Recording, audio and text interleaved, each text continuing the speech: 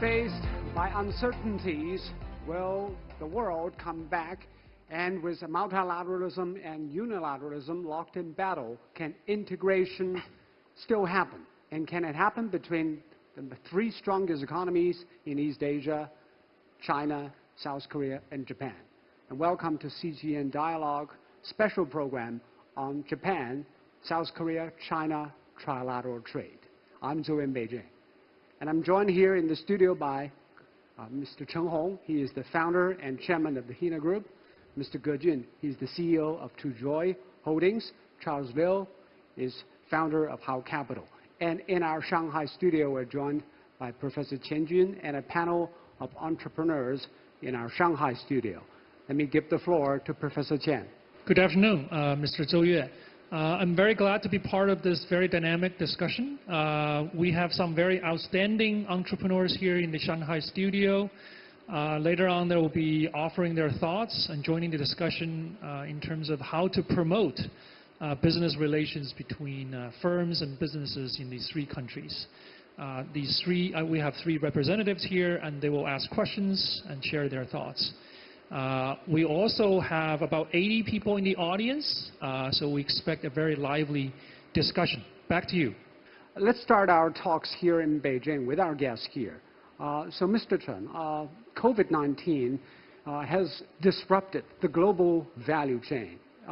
For East Asian countries, China, South Korea, and Japan, they are closely linked on the supply chain.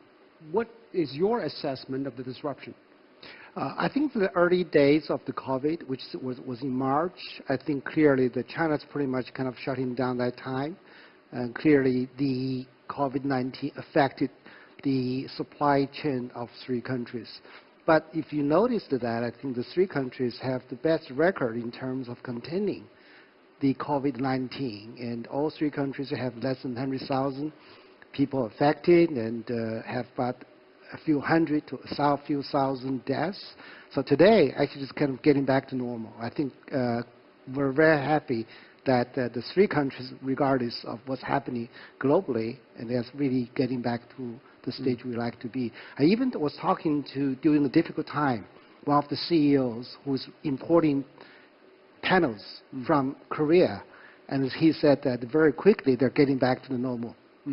But all these success probably get their source from the efforts from the three countries who have been relatively successful in containing COVID. But still, they have been doing some soul searching. Should we depend on the outside? Should we rely more on ourselves? What is your thought, Mr. Ge? Certainly, we should work together to combat this disaster or this problem, right? The good thing, as Mr. Liu mentioned, the countries are actually getting back quickly. Even in May, I saw that there is a fast land track, for people to travel, opened between Korea and China, and also in April, even, when you are talking about the supply chain. Japanese government announced their policy to relocate those supply chain companies back to Japan or to other Asian countries. 90% of the Japanese companies in China said, no, we are going to stay. So that means the supply chain is really resilient in terms of handling this problem. And during the pandemic, you see a lot of trade platforms being basically built. And digitalization happens between these three countries, and that really helped quite a bit in terms of dealing with the disaster or the problem. So, Charles, if there is anything we should do about the global supply chain, what would it be? Well, I think supporting the continued integration of the economies of the three countries is critical, because this is not a supply chain that can be replaced in Europe or we move back to the US. It's a supply chain that requires technology, diligent workers, skilled workers, and most important, logistics. You have to have the ports, you have to have the shipping, you have to have airport, you have to have rail. Now, that's built over the course of decades, and that is not replaceable. Whatever political ramifications may derive from the geopolitics against the supply chain, one has to recognize it's not a supply chain that can be replaced anytime soon or by any country or group of countries. But nobody knew that this was coming, Right. and the disruption could last longer than people think. Should people hedge their risks elsewhere and in other ways? How do you hedge? I don't think it's possible to move the 380 component suppliers for iPhone, for example, which are all in For example, Asia. I can build a redundant facility back home so that if anything happens, I can rely on what is produced here. Well, if you pursuit of profit for corporations is still their main goal, very few would do that, unless you get major government subsidies. And sometimes even with government subsidies, it's an overlayer of administration that you have to address. So as long as you want efficiency, enhanced profitability, you have to rely on an existing supply chain, which is the most efficient. And that's what exists in Asia today, Yeah. unrivaled. Efficiency and also complementarity, because Right. Asian neighbors, they have allocated their value chain so efficiently for so many years. That hasn't changed, Mr. Chung. Hasn't changed, but however, the pandemic indeed actually have a lot of companies thinking they may have to redistribute a part of their supply chain on a we call territorial space, because what you're seeing today, you see territorial dispute among countries. They may be shut down.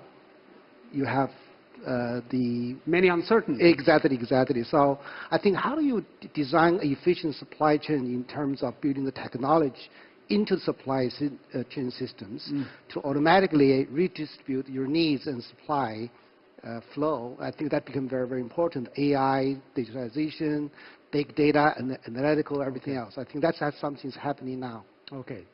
Talking about technology, what Japan has always been championing the call to advance their own technologies. And actually, Japan has maintained a leading position in robotics, with its top inventor and also exporter of robots. Among them, SoftBank's Pepper is probably one of the most widely known and used. And Pepper can actually talk with us. It can also read our mind. In many ways, robots could possibly open a new door to the future of humans. Now, join me to discover how that magic works.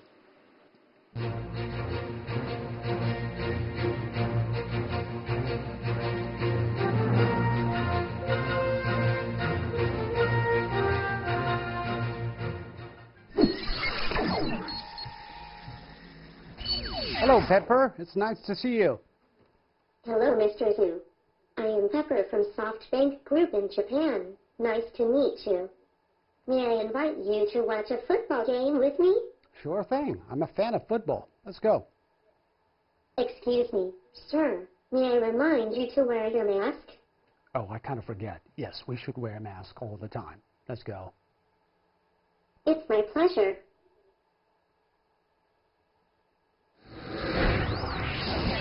Well, it's empty stadium, but as we just said, it's a crowded place, so we should wear masks. Yes, have fun here. So we have brought in some replacement, although they are the robots. They're waving at us for fun. Why don't we play some football now? Why not? All right, you will keep the goal, and I will kick the ball, and to see whether you can make it. See, I scored one. I win. What do I get in return? Well, I can dance for you. Great. Guys, let's dance together. Sure thing.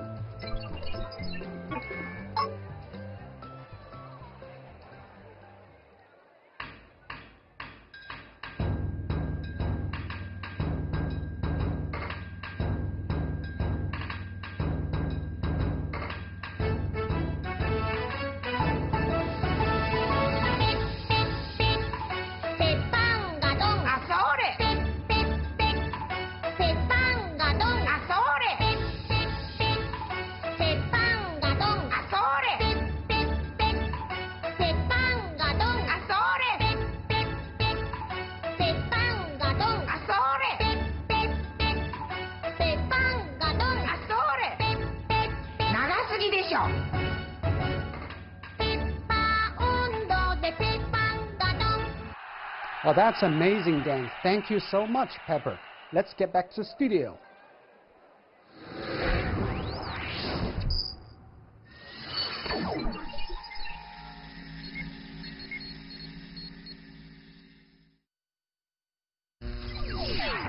Well, Pepper, it's really some fun time playing with you, and it's pretty neat and nice, but I was told that you've also been very helpful in schools. Yes, I am Pepper from SoftBank Group. Last year, SoftBank Group cooperated with Zhejiang Province. My friends and I were placed in 269 schools. Students were able to learn how to program games and develop applications by using the programming tools provided by SoftBank Group. So we played guessing games, rock, paper, scissors, and all sorts of other games together. Well, it's really interesting and inspiring, and that proves that we are already enjoying the benefits of having you as our friends. Thank you so much, Pepper. And my question to the guests is this going to be the future for man and robots? Interestingly, my PhD was in computer science and AI before. And last year, I was on the same panel with the chairman of the SoftBank, Maya-san, in Riyadh. So, I think we all share in the view that I think artificial intelligence has come to a stage where we have a computing power, we have the capacity, we have the storage. It's starting to get into the lives of a lot of activities. Education is being one of them, but also you can go to the translations, you can go to the homes, play with the kids. You can teach them English. You can do a lot of other things. I think we are really seeing a trend that the technology advancement of the infrastructure, everything else, making sure that we see the future of the artificial intelligence and robotics. The robots like Pepper will be seen in more sitting rooms and classrooms probably around the world. As we mentioned earlier, we have dozens of entrepreneurs sitting in our Shanghai studio. They will also toss questions to trade officials from 3 countries, China, South Korea, and Japan. We have Zhang Shaogang, Vice Chairman of China Council for the Promotion of International Trade, also Naoki Yoshino, Chairperson of the Meeting of Japanese Government Bond Investors, Japan's Ministry of Finance, and Yu Chung Pak, former Chief Economic Advisor to the President of South Korea. And they will stay online and answer questions from our Shanghai guests. So now let's give the time to Professor Qian Jun in Shanghai. I'm very glad to be joined here by Mr. Miyazato Hiroki. He's the founder and chief representative of Sunrise Oriental Japan Advisory LLC. So he's been doing business in China for many, many years. I think he has a lot on his mind concerning the topic we're discussing today. So, Mr. Hiroki, you get your chance to ask questions. Thank you. Many think the ongoing FTA negotiation among the 3 countries is long overdue. What's your expectations for the negotiation? About CGK FTA negotiations. This is a trilateral economic arrangement among 3 countries. The negotiations started in November 2012 and has held 16 rounds meetings since then. As this negotiation is carried on almost simultaneously with RCEP negotiation, the 3 countries have come up to an understanding that the 3 countries' FTA negotiation should build upon RCEP and reach the outcome of RCEP+. In other words, this means to compare with RCEP, the CGK FTA should be higher in terms of level of liberalization and be broader in terms of coverage of sectors so as to reflect its own unique value. In this regard, there gives rise to a sequencing issue, namely, RCEP should conclude first, followed by CGK FTA. Since the RCEP negotiation will possibly come to the end this year, I'm quite convinced that the CGK will accelerate their pace of negotiation and hopefully pack up the agreement next year based on RCEP. When CGTN-FTA is established, the East Asia market will be further open, and the three countries' cooperation will be further guaranteed by a sound and a comprehensive rule-based legal system. What kind of mechanism should we build together to facilitate more smooth consultation, communication, and collaboration among three countries? Right. First of all, the head of the three countries must meet as soon as possible. This is the mandate. This is very important. But somehow, Japan has been rather reluctant to meet with South Korean leader. For that reason, that the three countries have not been able to schedule the summit meeting which was supposed to be held sometime this year. But then we are hoping that China could intervene in this process and persuade Japan why it is necessary, important for three-country leaders meet and resolve some of these the trade and other economic issues. This is one. The second, the South Korea and China have had a continuing disagreement and conflict of interest concerning regional security, including North Korean issues. Nevertheless, despite continuing disagreement, the two countries have been able to sustain rather the harmonious trade relations. And for this, I thank Chinese policymakers for their contribution. In fact, we have the free trade relations with China, and this free trade relation has supported and has helped increasing welfare of the two countries.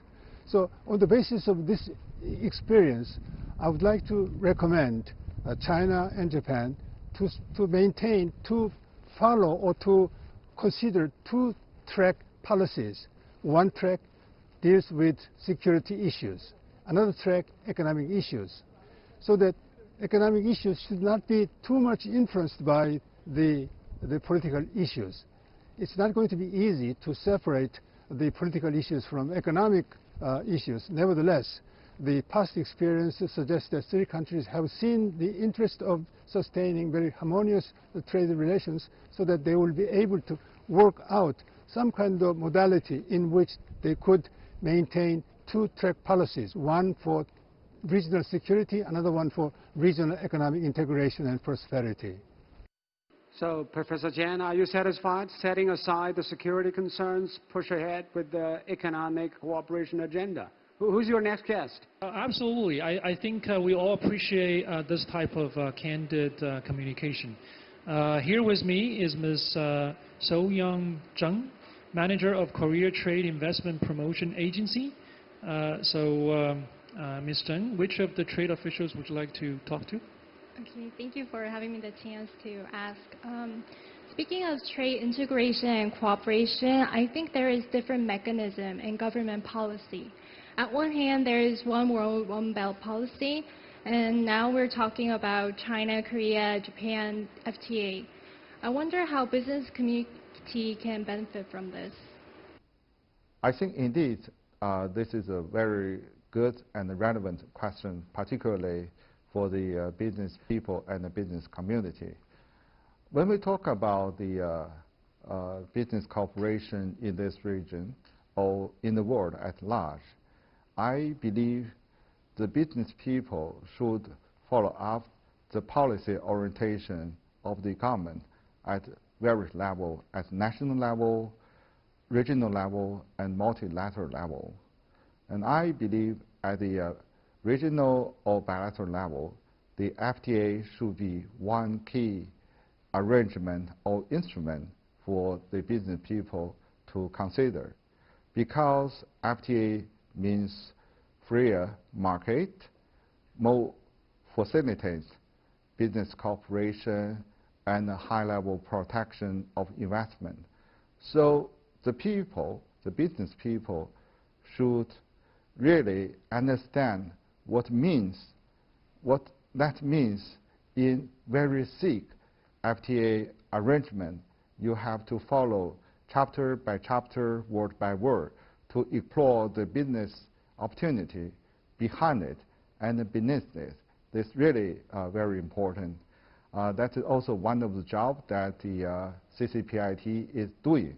Every year, we organize a number of seminars or workshops just to explain the advantage of the FTA to our business community so that they can make best use of those arrangements. This is what I want to say about the FTA. Well, Chen Jun, I think the Council for Promotion of Trade Chairman's words matter because for businesses, they should probably pre-study the FTA agreement, although it hasn't been signed yet, because to preempt on your industrial allocation resources allocation probably is important. Yes, definitely. I think previewing what's coming is very important for everyone. So last but not least, we have Mr. Jeffrey Dai, Chairman and CEO of Shanghai Textile Management Consulting Company. So Mr. Dai, what are the questions you would like to address to Japanese and Korean officials? Thank you very much, Dean Chen. And my first question is for our esteemed guest speaker from Japan. What do you think is the first priority in China, Japan, and Korean trilateral economic cooperation?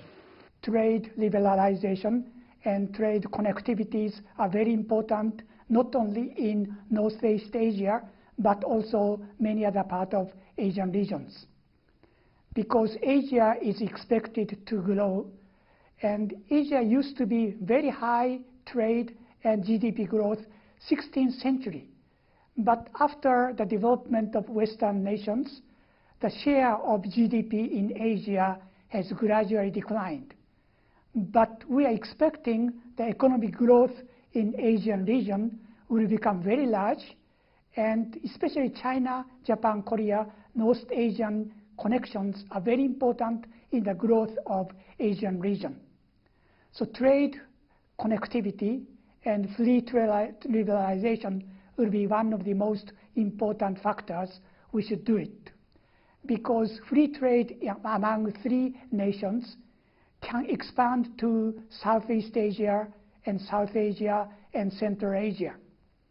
Asia has lots of potential in the growth. In order to have high growth, it is very important to have freer trade among many nations. Thank you very much. My second question is for our esteemed guest speaker from Korea.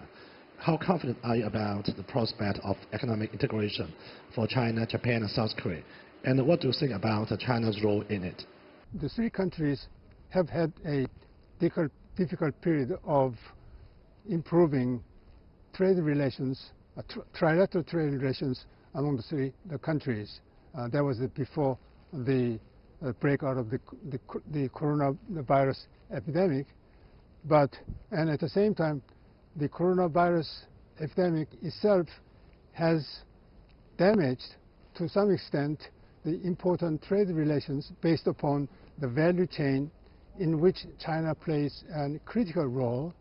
And now the coronavirus epidemic is receding. The three country leaders are ready to meet and play important role in each sphere to improve trade relations.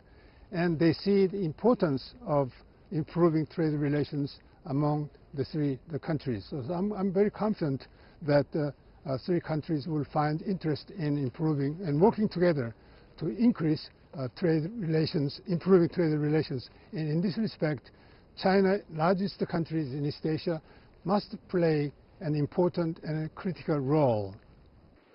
So it's great that we have this dialogue and discussion. So I study financial markets, and in financial markets we deal with uncertainties all the time. I have to say we live in a very uncertain world. When you live in an uncertain world as we are now today, it's very important to focus what's certain out there. What's certain out there is that China, Japan, and South Korea, among other Asian nations, have basically put the COVID-19 virus under control, and the economies are recovering. If you look beyond Asia, there's a lot of uncertainties in US and Europe. So really, if you look around the world, the only certain thing about economic recovery is located in Asia. And as we have discussed throughout today, cooperation, more trading activities among the three nations and also with other Asian economies is not only important for these countries, but it's increasingly very important and crucial for the global economy. That is, the growth in China, the growth in South Korea and in Japan, separately and together, through these linkages, will not only help the Asian region to grow this year and beyond, but it's also the most important force that's going to drive the global economy to recover this year and beyond.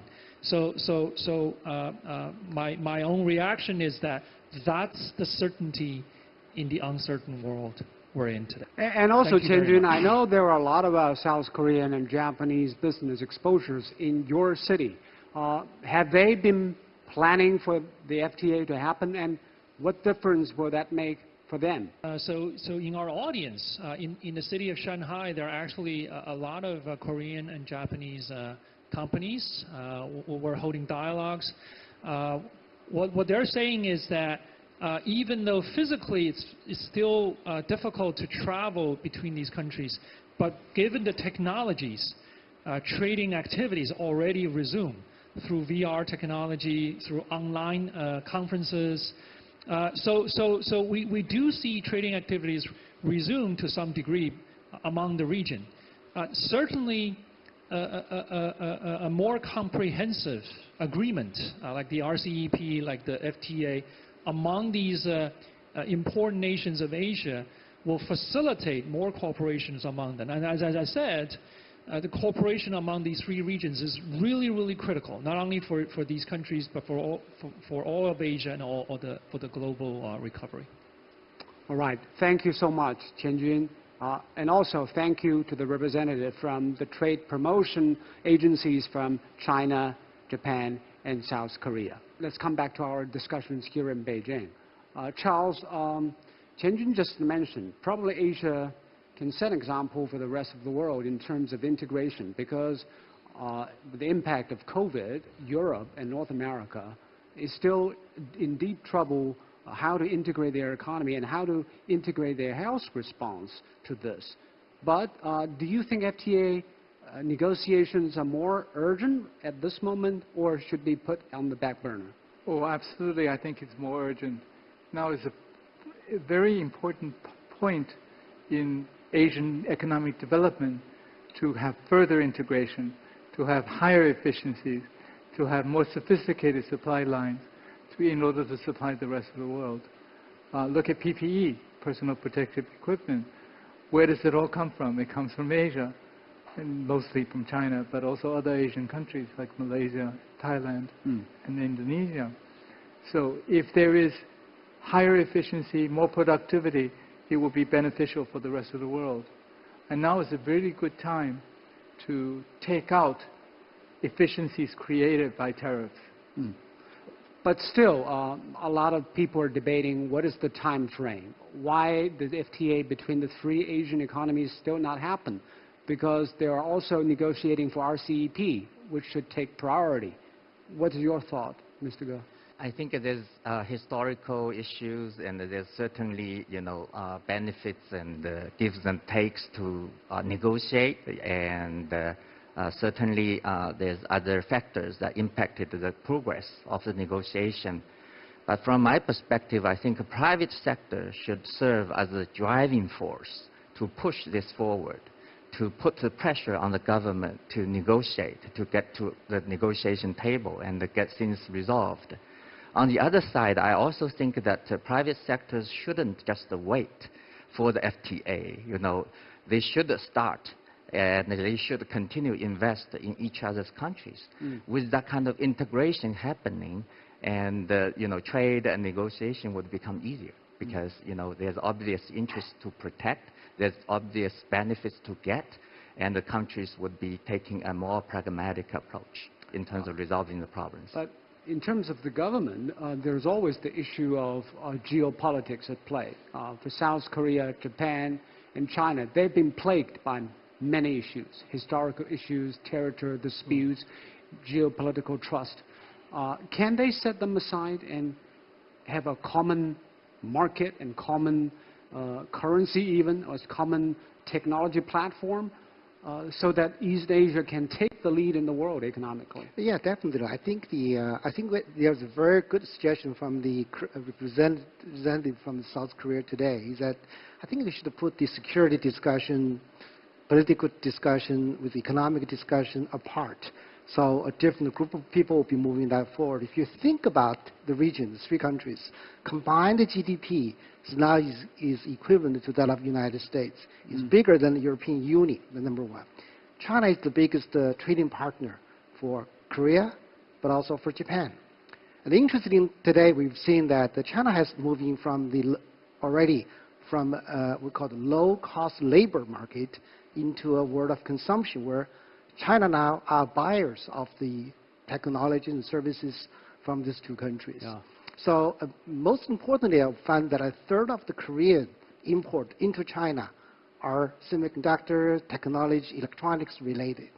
That's what China is needing today. China is importing about $300 billion US worth of semiconductor components alone. So that with a huge market, I think it's very, very important for the three countries to work together economically to make sure that the technology common platforms. I wouldn't mention them. One of the very, very big companies, vice chairman at that time, said that they have an operating system for the cell phone, for the TV. They would love to have the Chinese companies, now it's very, very big, to collaborate with them and starting making this as one of the regional standard. And there's also the talk here in China that we have to rely on ourselves for those core technologies.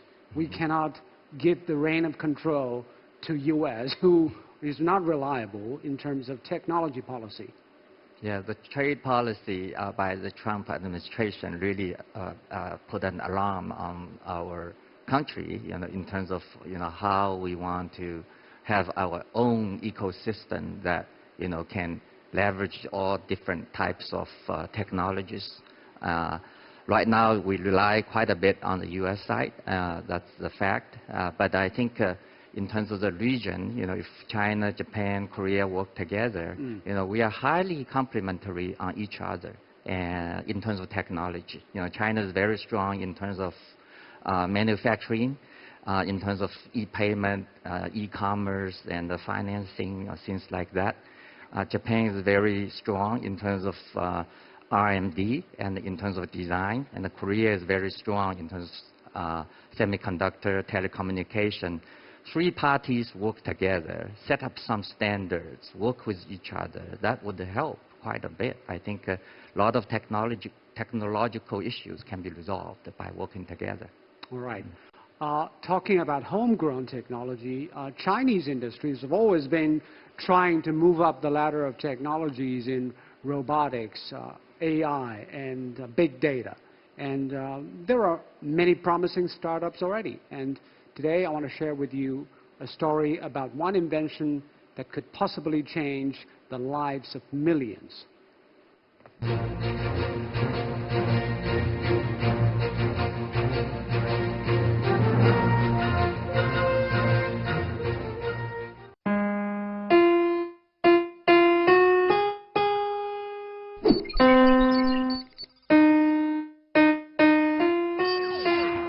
我叫古月。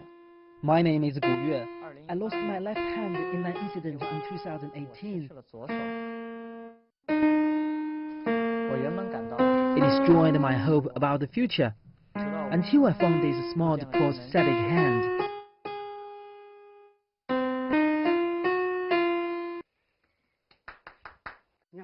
Hello, Gu Yue. Hello.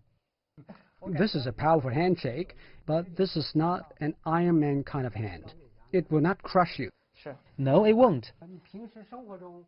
How long did it take to be so good at using it? 我用这个手。 It took me about 2 or 3 days to use it well. So you can use it for daily chores like eating meal, drinking water? 对，就比如说这个水杯。Yeah, for example, I can hold a cup like this and then drink water. How much pressure can this smart hand bear? Can it lift something heavy? 大概在 Well, I can lift something under 20 kilograms. We've got a dumbbell here that weighs about 12 kilograms. Can you try to lift it? Okay.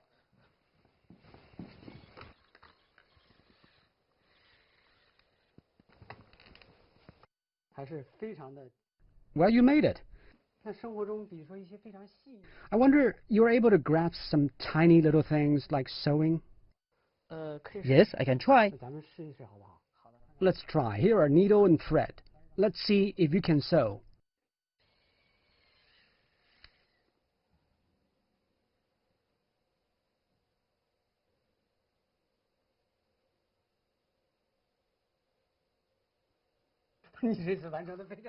Well, you made it again.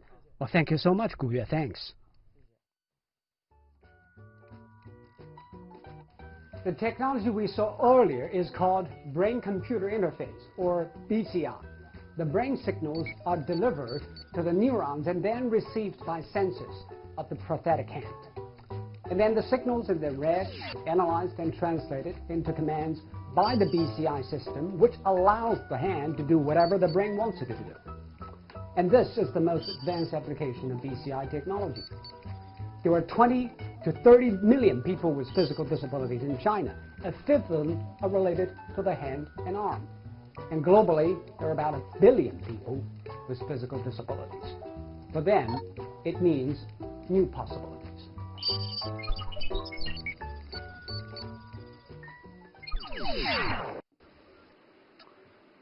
So let's talk about the technology competition and collaboration. We've seen that some Chinese startups already moving ahead with their own inventions and ingenuities. And Mr. Ge, you just earlier mentioned different countries may have different edges. The problem is, should they compete against each other or cooperate each other, or a mix of both? Where is the line? Definitely, I think in today's world, people should work together. If you compete fiercely, heads on against each other, nobody will win. If you look at the technologies, they are basically developed layers by layers. Technology is not now invented in the garage, and then you start up with something that can resolve any problems. So companies have to work together. So for Asian countries, particularly, innovation is definitely now a strong point, if you compare with other parts of the world. And definitely working together, finding common solutions for the people, especially at this difficult time, coming out something that can uniformly applied in the region would be an extremely important mission, and I think that will address the problems for the people, and definitely will see business opportunities. Yeah. As you said, it is appealing to have a bigger market other than the domestic market. Japan, South Korea have big market. They have purchasing power. But the problem is, can one country's technology or one company's technology be applied in a wider place? So far, we haven't seen, for example, Chinese Alibaba go to Japan and South Korea, or some South Korean Japanese tech companies have wide base here in China. What can we do to change that picture? Yeah, I think in my past life, I've done business in all places, both Japan and Korea. I feel like clearly the first to the technology. I think technology can be utilized into those places. For example, one of the companies I saw the name over here called Horizon Robotics is doing the AI chip, selling chips into Japanese and Korean car manufacturers. I was speaking to a group of Japanese car manufacturing companies prior to the COVID in Japan, in Tokyo. So I think that right now, what I like to see is culturally, the Chinese people, Japanese people, and Korean people, they somehow need to work together and forming a group in way each other, rather than separating by their own groups. Today, there's a lack of actually even among the business side, other than the national FTA discussion, collaboration between the groups. I would encourage that to happen. Face-to-face parties, gatherings, cross-investment. Technology alone is universal. If you have a chip, AI chip, you can sell globally. You can sell into different cars. Having a parallel, we call technologies, will only add the cost to the infrastructure and making sure the end users are paying more to the technology and the goodies you're buying. So I think we should encourage a common utilization of a specific technology on the global scale. It still takes a leader for technology to spread all around the world. It used to be the U.S., and now there is a competitive partner here in China. Do you think, Charles, China can play that leader in technology field so that everybody can come aboard? Well, I think there are many different technologies, and the U.S. is certainly not leading in mobile payment. China is leading in mobile payment and 5G. And with what is being built, the digital infrastructure that's being built in China today, China has the advantage to move ahead in AI, in big data, in driverless vehicles, and so on and so forth. In many sectors, I think China is already leading. When the U.S. payment system includes, right now, sending checks in the mail, China is already using electronic instantaneous transfers. So I think different sectors will have different leaders, which is a good thing. It's global, and everybody can benefit. They're all facing pressure from deglobalization drive, especially from advanced economies in Northern America and Europe.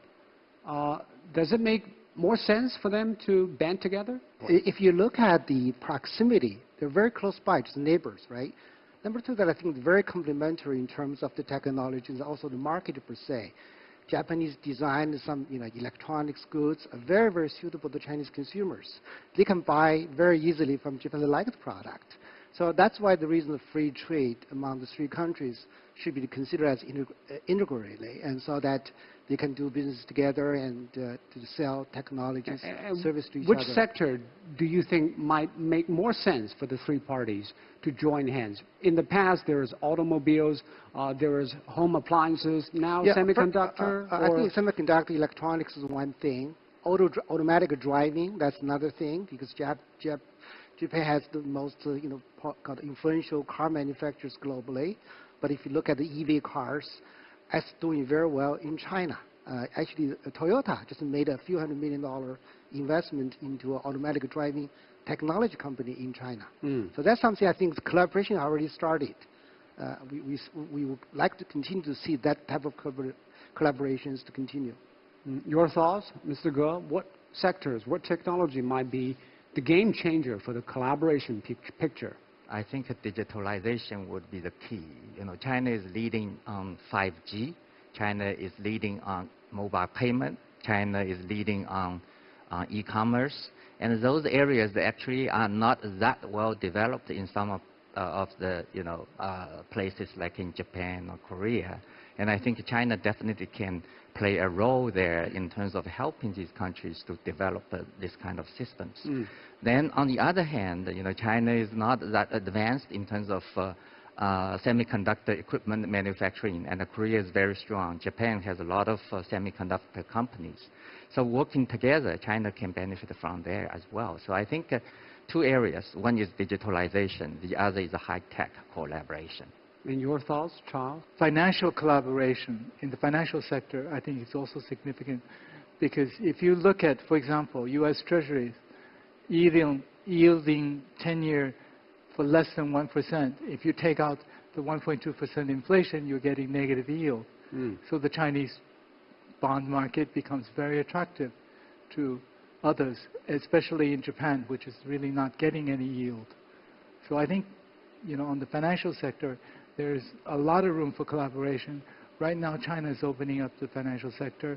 Many Western companies have come in, and it's unfortunate that our close neighbors are not moving as aggressively as the Western companies. Is there a reason why they are not so enthusiastic as many Western companies, services companies? The Western services company take a look at their global portfolio, whereas the Japanese and the Koreans are still more regionally focused. When they look at a global portfolio, they look at the Chinese market size, they say, well, we have to allocate 20%, 25%, 30% to Asia, and most of it to China. And that's why they're aggressively pursuing it. What about the other way around, as Mr. Ge said? Digitalization is a strong suit for China. We want to promote digital payment wider. And can we push that in South Korea and Japan? I think one tries, but again, it's a political issue, because the Americans keep on talking about how this is security issue, national security, and so on and so forth. And unfortunately, Japan and Korea both have U.S. troops on its territory. I think there's no question, especially with COVID-19, China, instead of physical infrastructure after 2008, we now have a digital infrastructure being built that rivals none in the whole world. And that's going to lead to advances in many, many other sectors, including not only what you mentioned, Mr. Ge, but also IoT. And this is going to be very significant. So all these technologies, IoT or digitalization of finance, require a wider user base. If we can include South Koreans and Japanese into this, that will be added bonus for this technology.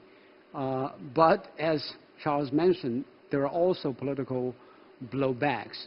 How can we convince our partners and neighbors maybe it makes sense in the longer term?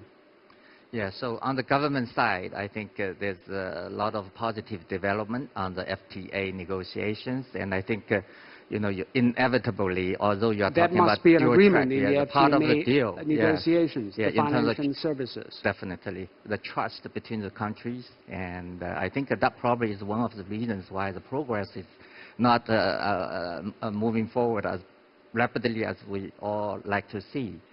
But then on the other hand, you know, businesses can always be a driving force. You know, even though there's all kinds of barriers there, as long as there's opportunities, you know, there's people going there and pushing on that. And I hope the business people would, again, you know, sort of lead in this area, and that puts the pressure on the government to reach an agreement. I also want to talk about financial cooperation between the three neighbors. Recently, the People's Bank of China and the Bank of Korea agreed to renew their bilateral currency swap deal, expand that size to 400 billion yuan. So financially, it seems that there are more interactions between the three economies. But what kind of picture we're looking at, Mr. Zheng? Yeah, I think clearly the collaborations among the countries in terms of central banks, everything else, to make sure that the cash can go through one country to another, and companies who are involved in the business discussions, engagement in respective countries getting finance. But also, I think in the meantime, that I think on the we call it private sector side, there's venture capital firms, there's private equity firms. There are very, very good technology companies in Japan, in China, in South Korea. I think the private equity firms, VC firms, should be investing into those startups, technology companies, allow and bring the technologies into another country. I think that might be very, very powerful. Having entrepreneurs, VCs, private equities, investors working together to bring the technology to the next level, leveraging their relationship and the connections, understanding of the other country where the entrepreneurs may not know, to really expand the business. I think that's something which we really encourage the three countries to do. And interesting, China recently opened its bond market, and probably further down the road will open its capital market even wider. Do you think South Koreans and Japanese investors are interested in jumping in? Yeah, that part I'm not sure, but I would hope that they will see the opportunities there. But in terms of the cooperation between the central banks, I think what they have done is not enough. You know, the business is growing, and the pandemic has driven business going online, and that requires further upgrading of the infrastructures between the financial systems. You know, not only about the swapping amount, but also they should look at how to upgrade the digitalization of the payment systems.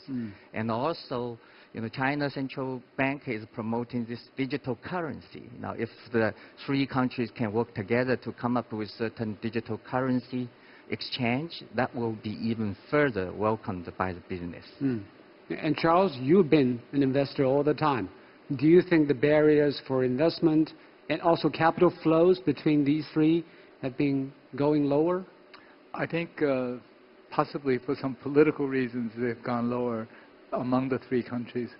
But there's no question there is significant interest in investment from China's side into Japanese companies and Korean side into Chinese companies. And this will continue. This will continue quickly in the next couple of years, I think. And Mr. Chung, if it is your advisor to the government, what would you say to the leaders of the three governments to do? What is the most important thing for them right now after COVID? I think the number one, to collaborate so that no nation alone can develop all the technologies by itself. We need global collaboration. Number two is that we understand that anything touching data, privacy, you can always brand it as national security and other things. By defining in such a rigid, narrow mind, you can prevent all the nice technologies from extending globally. So I hope that they can define nicer policies that allow that further collaborations so that every nation can use great technology together. Thank you very much. Thank you. Thank you for your talks. Yes, indeed, economic and trade cooperation are creating closer trilateral ties between China, South Korea, and Japan. But we also shouldn't forget the roles of small and medium-sized enterprises. And CGTN think tank has selected 30 outstanding SMEs. And they are? The top 10 of China's outstanding SMEs are Cambricon, Megvii, Horizon Robotics, Pony.ai, UB Tech Robotics, Royal, CloudWalk, AutoNavi, Mobvoi, and Shanghai Henlius Biotech. The top 10 of Japan's outstanding SMEs are PKSHA Technology, Sansan, Gatebox, Heroes, Abeja, Moneytree, Cinnamon AI, Connected Robotics, Sanbio, and Blue Innovation. The top 10 of the Republic of Korea's outstanding SMEs are Musinsa, Yanolja, Aprogen, Care Labs, Bespin Global, Moneybrain, Rainist, Seoul Robotics, Senstone, and Stradvision. And congratulations to all the winners. And of course, CGTN Think Tank will also publish the details in English on all the platforms, social media platforms we have. And look forward to that. And with that, we come to the end of Dialogue Special on China-ROK Japan Trilateral Trade. We want to thank all our panelists and guests for their wonderful discussions. Special thanks to Professor Qian Jun from Fudan University and their panel of entrepreneurs and also audiences in our Shanghai studio. Thank you, Professor Qian. Thank you. And thank you, Dr. Cheng Hong. Thank you, Mr. Ge Jun. And thank you, Charles Liu. And also our virtual friends here in our Beijing studio. They've been cheering me up all the time. And that will do it for this edition of the Dialogue Special. Thanks for watching. I'm Zhou in Beijing. Goodbye.